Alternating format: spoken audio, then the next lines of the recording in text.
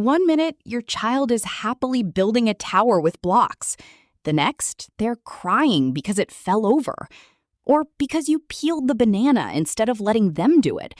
Or because you poured the juice into the wrong cup. As adults, these moments can leave us completely confused.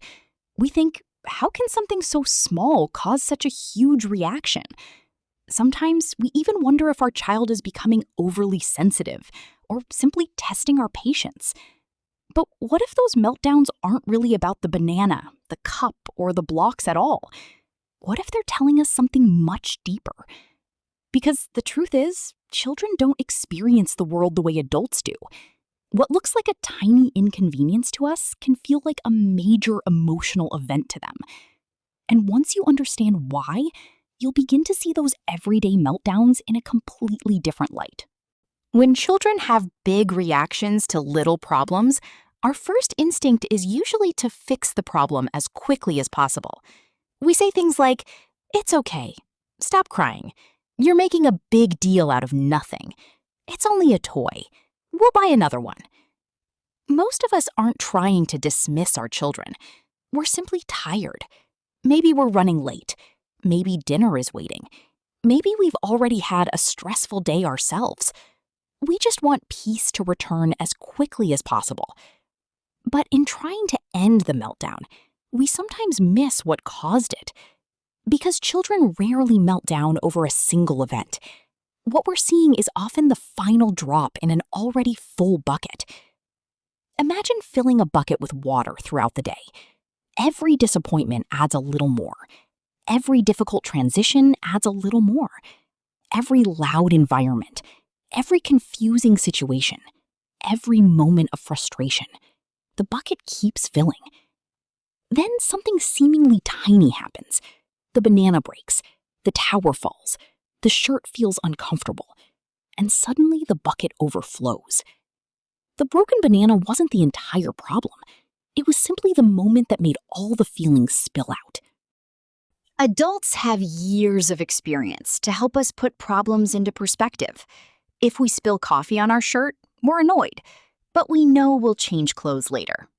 If traffic makes us late, we remind ourselves that eventually we'll get there.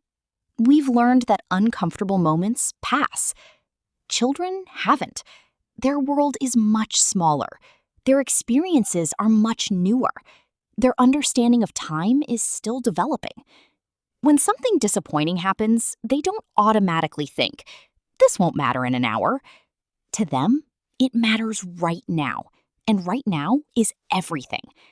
That's why telling a child, "It's not a big deal," usually doesn't help, because in their emotional world, it genuinely feels like a very big deal. There's another reason these reactions seem so intense. A young child's brain is still under construction. The part responsible for planning, self-control, flexible thinking, and emotional regulation continues developing well into early adulthood. That means young children often feel emotions long before they know how to manage them. Think about the last time you felt extremely overwhelmed. Maybe you were exhausted, stressed, or emotionally drained. Even as an adult, it probably became harder to think clearly, harder to stay patient, harder to solve problems. Now imagine feeling those same overwhelming emotions without decades of life experience, without coping strategies, without the ability to explain exactly what's wrong. That's much closer to what many children experience during a meltdown. They're not choosing to lose control.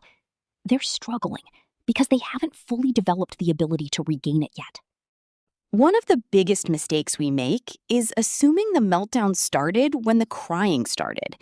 But emotional overload usually begins much earlier. Maybe they didn't sleep well the night before. Maybe preschool was noisier than usual. Maybe another child refused to play with them. Maybe they had to wait longer than expected. Maybe they were hungry but didn't realize it.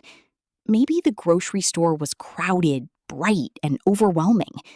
None of those moments caused a meltdown on their own, but each one quietly added more stress. Children often can't tell us, "I'm feeling emotionally overloaded." They simply keep moving through the day until one small disappointment pushes them past their limit. That's why parents are often surprised. We were having such a good day. Maybe you were, but your child was carrying invisible stress you couldn't see. Have you noticed when meltdowns happen most often? Leaving the playground, turning off the television, getting into the bath, putting toys away, going to bed.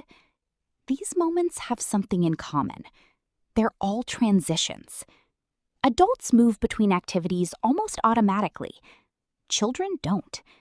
When they're deeply focused on something enjoyable, their entire attention is invested in that moment. Suddenly asking them to stop isn't just changing an activity. It's asking their brain to shift gears immediately. And shifting gears takes effort. That's why giving advance warnings can make such a difference. 5 more minutes. 2 more turns.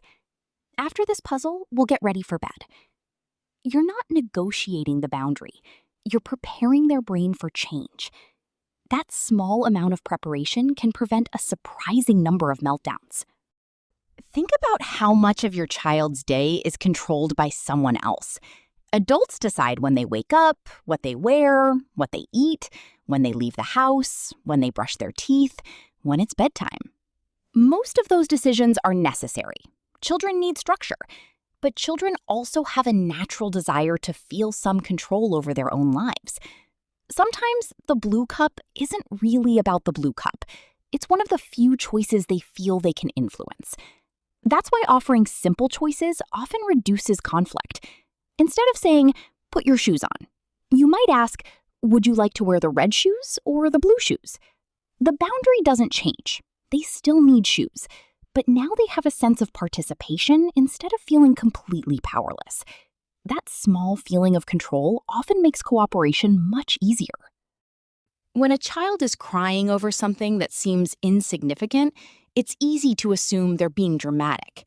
And if we're already tired or stressed, we may react with frustration before we even realize it. We say, "You're fine. There's nothing to cry about. Stop acting like a baby. Calm down." Most parents have said something like this at least once. Not because they don't love their child, but because they're trying to make the situation end as quickly as possible. The problem is that children don't experience those words the way we intend them. When we tell a child that something isn't a big deal, they don't suddenly feel better. Instead, they often feel misunderstood. Imagine sharing something that genuinely upset you, only to have someone immediately say, "You're overreacting." The emotion doesn't disappear. If anything, it becomes even harder to process. Children are no different. Before they can calm down, they first need to feel understood. One of the most important ideas in child psychology is that children regulate through relationships before they learn to regulate themselves.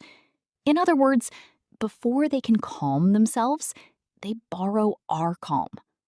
Think about a newborn. When they're distressed, they can't soothe themselves. A caregiver picks them up, speaks gently, and helps their body settle. As children grow, that need doesn't disappear overnight. It simply changes. They gradually learn emotional regulation by experiencing it with someone who is already regulated. This doesn't mean fixing every problem. It doesn't mean saying yes to every request. It means becoming the steady presence that reminds their nervous system, "You're safe. We'll get through this together." When your child is overwhelmed, your first goal isn't to stop the crying. It's to help them feel safe enough for their brain to settle again. That often begins with something surprisingly simple. Stay close. You don't need a perfect speech. You don't need to solve the problem immediately. Sometimes your calm presence says more than your words ever could. If they allow it, sit beside them. Speak slowly. Lower your voice instead of raising it. Children naturally look to adults to judge whether a situation is safe or dangerous. When we stay calm, we communicate safety. When we yell, our own stress can make their emotions even bigger. Instead of focusing on what your child is doing, try focusing on what they're feeling. You might say, "You were really disappointed when your tower fell. You wanted to keep playing. You didn't expect the banana to break." Notice that none of these statements are agreeing with the behavior. They're simply showing understanding. And something remarkable often happens when children feel understood. Their need to keep proving how upset they are begins to fade, because someone has finally recognized what they're trying to communicate all along. This is where many parents become worried. If I acknowledge their feelings, won't they think the behavior is acceptable? Not at all. You can validate emotions while still holding clear boundaries. For example, "I know you're upset that it's time to leave the playground. We're still leaving. I understand that you wanted another cookie. We're finished with snacks for today." Both things can be true at the same time. Your child's feelings are real, and your boundary is still important. Children need both empathy and consistency. One without the other rarely helps. The best time to teach isn't during the meltdown. It's afterward, when your child's body has settled, when their breathing is calmer, when they're ready to listen again. That's when you can gently reflect on what happened. You were really frustrated earlier. That felt hard. What do you think might help next time?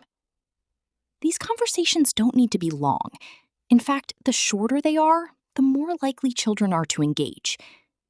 Over time, they begin noticing their own emotions. "I think I'm getting frustrated. I need help. I need a break." Those small moments are signs that emotional regulation is beginning to develop. And that's the real goal. One day, your child will face challenges much bigger than the ones they face today. And in those moments, they won't just remember the problems you solved for them. They'll remember what you taught them about handling difficult emotions. Every time you responded with calm instead of frustration, you were helping them build something they'll carry for the rest of their lives, and that they have the ability to find their way back to calm. Because raising an emotionally resilient child isn't about preventing every meltdown. It's about giving them the emotional tools to face life's challenges long after childhood is over.